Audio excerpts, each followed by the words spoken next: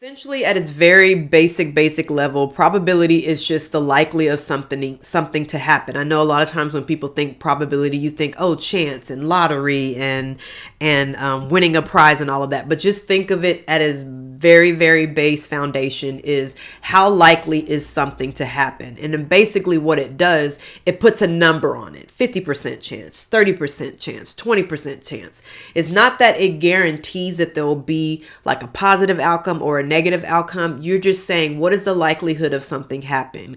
Weather Channel, for example, what is the 30% chance of rain, 20% chance of rain? What is the likelihood, high probability, low probability chance of something happening? That's essentially what probability is at its lowest level. Now, when we explain it in math, we tend to use things like rolling a dice or flipping a coin, just so that you can kind of mathematically see how it works. But you deal with probability each and every day in real life. So this is a real life thing, and it's not just about gaming and chance and winning prizes. These are just things that you do automatically, because remember, at the end of the day, math is just simply critical thinking.